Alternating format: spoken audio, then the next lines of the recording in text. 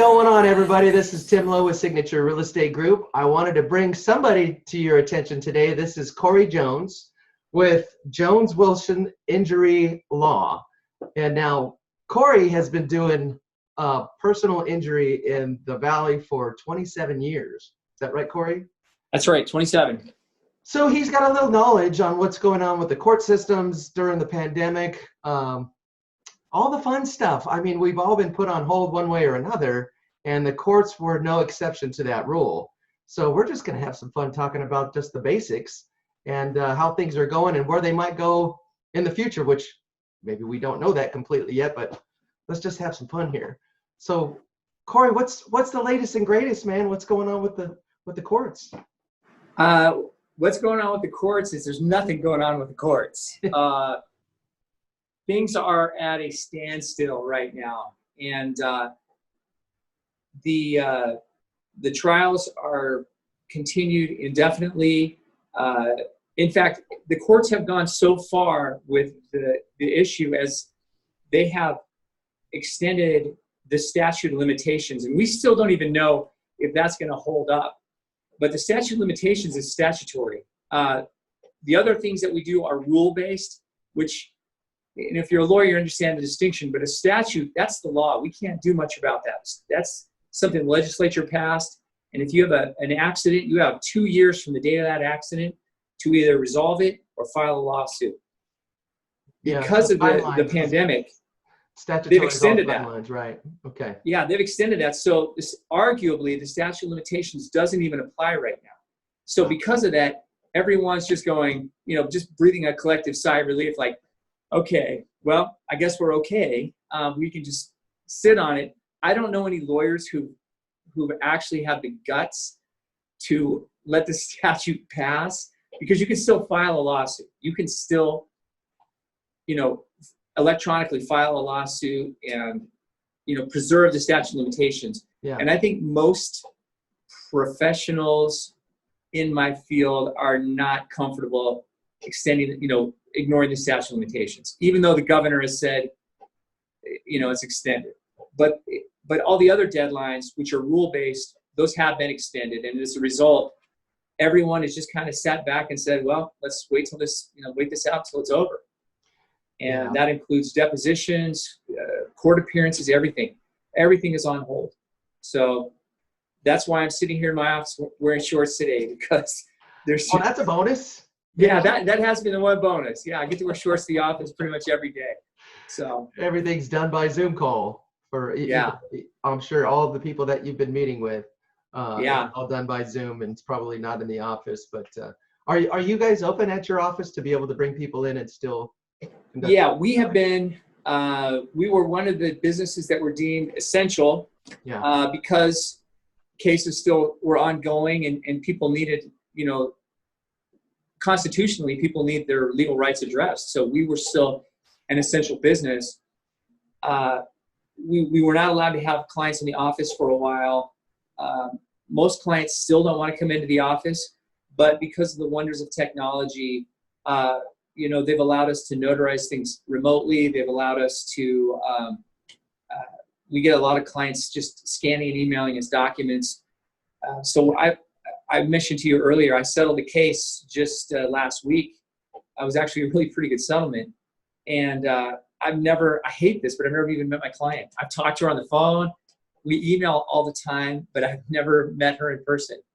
And I hope that doesn't become the new norm. But for right now, that is the norm. I guess the most important part of it, though, is business is able to go forward. Everybody's adapted as needed. But most of us are more comfortable doing that face-to-face, not just as a professional, but as a client. A lot of people feel more comfortable knowing that they can see you and say, hey, this is my feelings right now. I think it's just going to take some time for us all to, I guess, get used to this kind of interaction, but probably be part of the norm.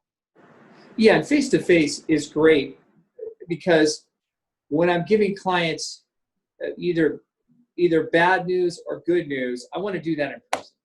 If a case goes south or the client's expectations are just completely unrealistic, I want to do that in person so I can see them face to face And when I'm handing somebody a big check, I want to do that face to face. I don't want to go to the bank and do a wire transfer or what. That's why I do this. I want to help people, and I love handing somebody that check and having them go, wow, thank you. It's so fun to do that. And it's not a thing right now. So. No, I understand. Well, getting back to the cases, all this is slowed down. The courts are definitely in their pause moment, and that's a whole different issue that we could get on in a minute as far as how they're going to be able to pick things back up. But the insurance companies, as we were talking about before, Cory and I had a conversation about this, the insurance companies are not doing a lot of, they're not having to pay out a lot or doing a lot of dragged out court cases because of the pandemic. So there hasn't been a lot of accidents for them to have to settle. So they're just collecting all these premiums. So right now it's a good time for them to settle out on cases that they normally wouldn't settle out with. Is that correct? Right? Yeah, and this happens periodically. You get towards the end of the year, and if it's been a good year for the insurance company financially, you can tell because all of a sudden it's a fire sale. They want to get rid of everything in November and December because they want to clear out their books, and they're going to expense it. They're like, let's expense it this year. So they'll settle a bunch of cases. And that has been the case the entire time the pandemic's been going on. You might have seen commercials on TV where insurance companies tell you that they're giving you back some of your premium because they aren't paying out anything. And a lot of the big companies like, at least in the auto field, like Allstate, State Farm, Farmers, Geico, they all have captive firms where all the employees all the lawyers are employees of Geico or employees of Allstate. And so they just handle all the cases that they get sent. They're not, so there are no true legal fees, but because nothing's going on right now, a lot of those guys have been let go because there's no litigation. So their expenses are going down even more because of that.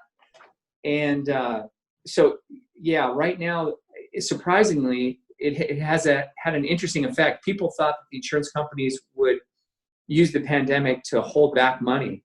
Yeah. But I think they're seeing the writing, and they did it first. For the first couple of weeks, you could sense that they were going, yeah, it's pandemic, sorry, Yeah. And now I think they started looking at the big picture and realized we're going to have a lot of money at the end of the year. We need to get rid of these claims. We need to expense these out. Yeah. So they have been settling these, and we've actually got some great settlements for our clients over the last 2 or 3 months. It's been really kind of an interesting dynamic. It's a crazy world at the moment. But getting back to the courts now. So Cory and I had a conversation about what the courts are going to do. And I guess this is something that's not only the state of Nevada is going to have to keep an eye on, but we're all going to be looking at each state, seeing how they handle it, even federally. How are they trying to push forward with getting people back into court?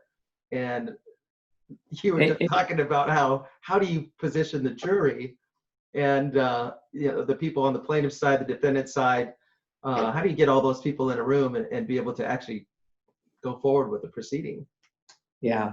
And I think most of the judges are realizing that social distancing in a jury trial situation just isn't realistic. It's just not realistic. And to impanel a jury, you can't really force someone to show up for jury duty during a pandemic. You can't if I can't subpoena a witness, how can I subpoena, I give a summons to a juror to show up? Yeah. So you can't do it. Yeah. So jury trials are on hold, and there's already a backlog, and then you put the pandemic on top of the existing backlog, and it's going to be years. If you file a case now, it's going to be years, 2023 maybe, before you get a trial date. And I think it'll go beyond that to even get to trial. So it's going to be an interesting world to see how we even get back to trial. And I mentioned to you, some of the judges have, kind of set off the record. They don't see how we can have a jury trial until we have a vaccine for this. Until there's a vaccine. How do we even do this? Yeah. Well, it'll be interesting to see how things go forward, brother. I appreciate you just jumping on with me and sharing some of this information. Hey, no worries. Man, it's interesting stuff. Most people are sitting there going, well, I didn't think about the courts. That's crazy. So, just good information for them to have. But at the same time, they need to know that they can go out and still, if something happens to them, they get into an accident, by all means, call Cory. Cory's, what'd you say? It's you guys 1522 West Warm Springs, right? That's right.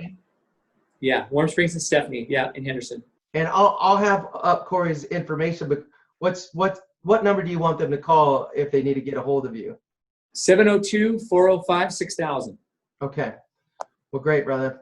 Well, hopefully that's enough information for people for now. And if you guys need any help, and I'm sure if there's another field, not just personal injury, that Cory can at least turn you the right direction if you need another attorney for a different field, if he can't handle it. So just make sure to reach out to Cory. And so for now, thanks again, Cory, and everybody, we'll talk to you sooner than later. Okay. Thanks, Tim. Pleasure. Bye-bye. Bye.